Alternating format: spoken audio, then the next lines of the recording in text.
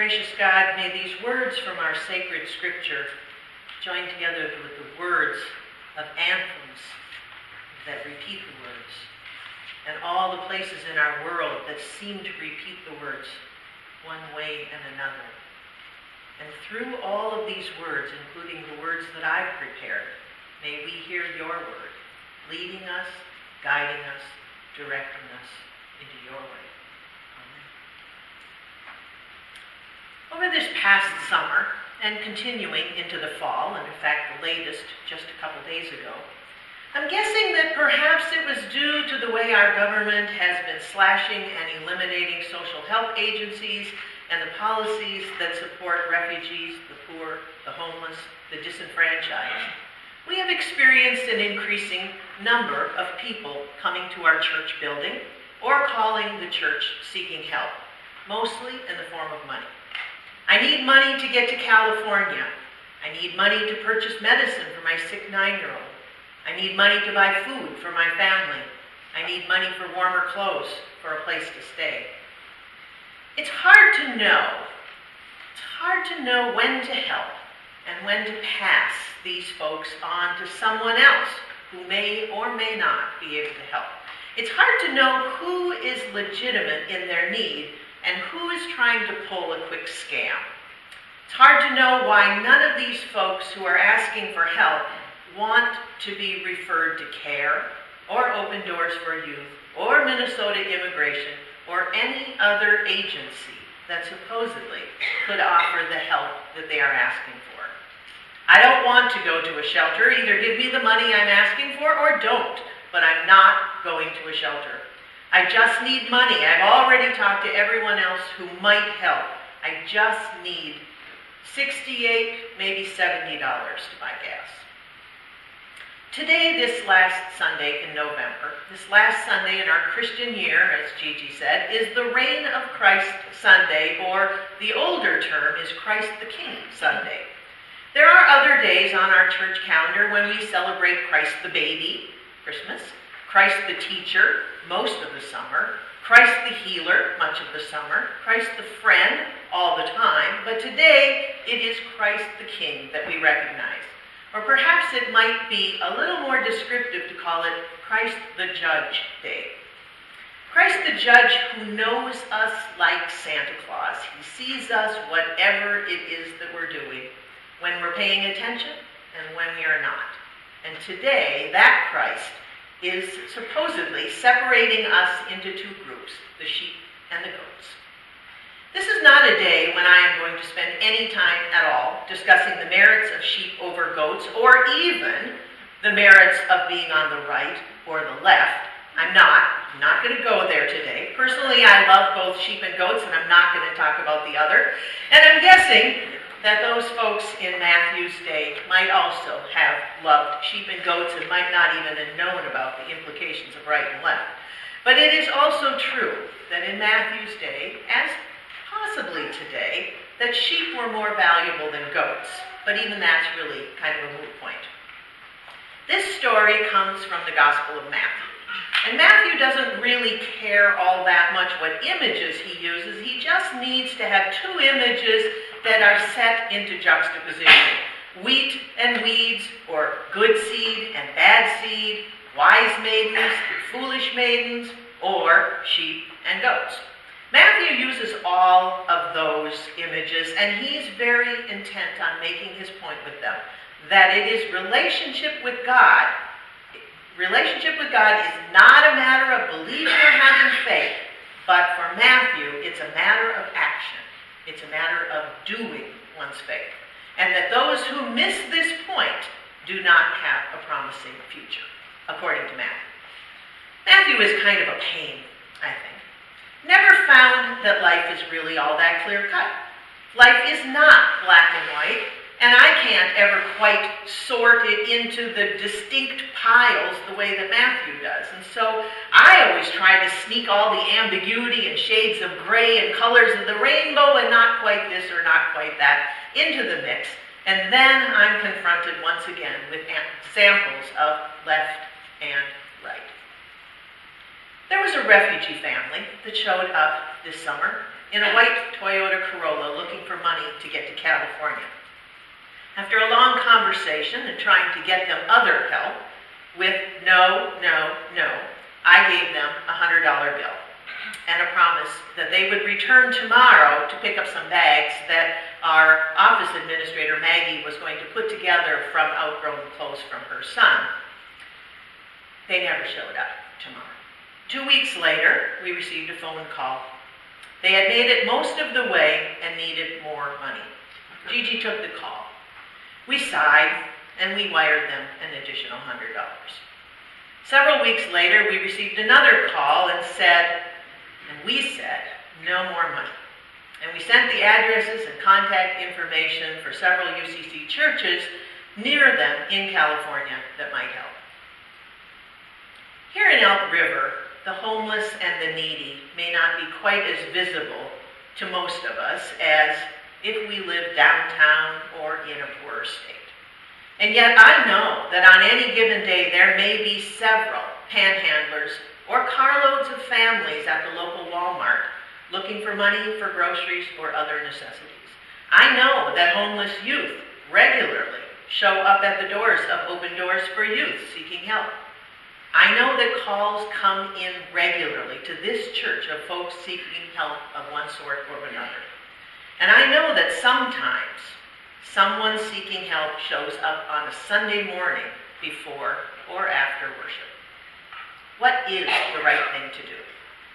Matthew would have known exactly what the right thing was to do was, which annoys me just a little bit. He's so sure about what's right and what's wrong, who is blessed and who is cursed. Reading Matthew can give us just a little bit of an idea, and maybe a wrong idea, I think, that if we just create a plan, if we just know what to do, then we can get on the blessed side. If I can just help one hungry person, if I can give clothes to one naked person, if I can send one letter or perhaps buy some crocheted items or greeting cards from Jerry Miller to care for one person in prison or visit one sick person or greet one stranger, I can do my little check card, check there, done for the year, maybe done for life. But as often happens, whenever we try to make a rule out of the gospel, there is far more to it than that. Read the story carefully. Both the groups, did you notice there's two groups? Both the groups, the ones that did and the ones that didn't, were baffled by Jesus. When did we see you hungry or thirsty or naked or sick or in prison? And the ones who had fed and clothed and visited were just as baffled as the ones who had not. When did we see you, Jesus, needing that kind of help? If we had, we certainly would have helped. When did we see one of our own needing help? One of our next door kind of neighbors, not the stranger across town or across the country or across the world kind of neighbors. The biggest surprise of all seems to be that Jesus seems to know everything. Jesus seemed to know what was in the hearts of everyone and what is being done by everyone. Whenever you did it to the least of these, the least panhandlers, the least inmates, the druggies, the drunks, the will work for food sign carriers, the harried moms with scads of crying snotty-nosed babies in the grocery line coming up short when they're paying with their food stamps, the end-of-the-rope homeless woman who doesn't really want any of the kind of help that we want or can give, but wants something which we really don't think we can or should give. How do you know when to help? You can't help everyone you say, I say. I can't. I don't think I can anyway. So how do I know? One thing is for sure. It is not like a grocery list or a scavenger hunt, where you find the thing, you do the thing, and you check it off. The only way to tell if they who are asking for help are really Jesus is to look them in the eye. Hear them with Jesus' ears. Risk that moment of recognition that may break your heart, or it may change your mind. It may make you mad, or it may change your life.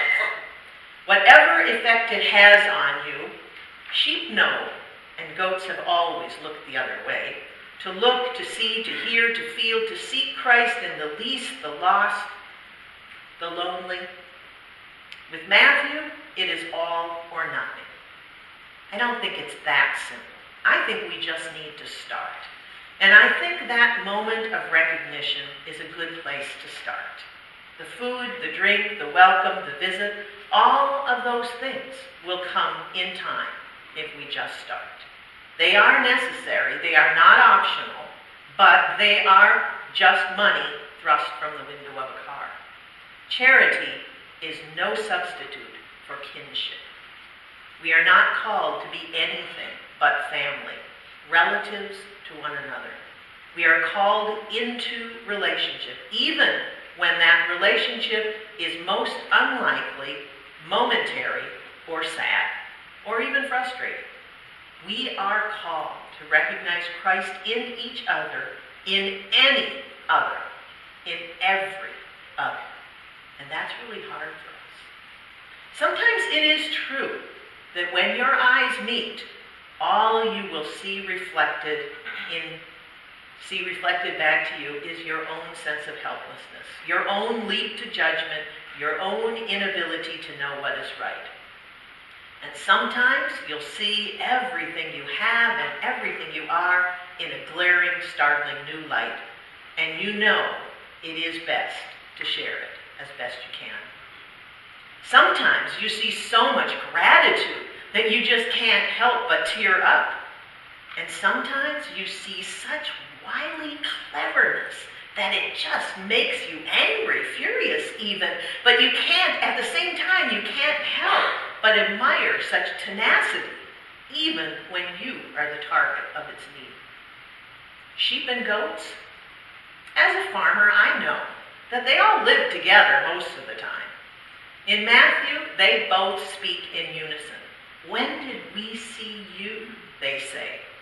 And I remember that I am part of that kind of community, and that sometimes I can do things alone, and sometimes I can't.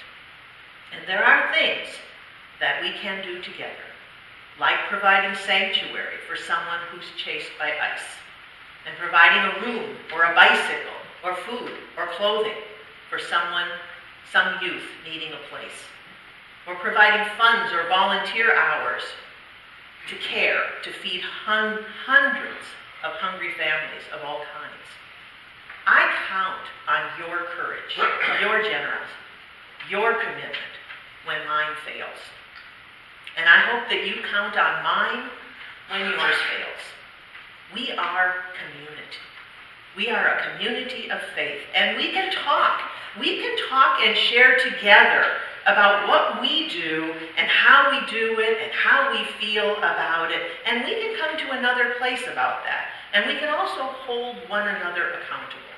We can also calm one another down. We can widen our embrace and our knowledge.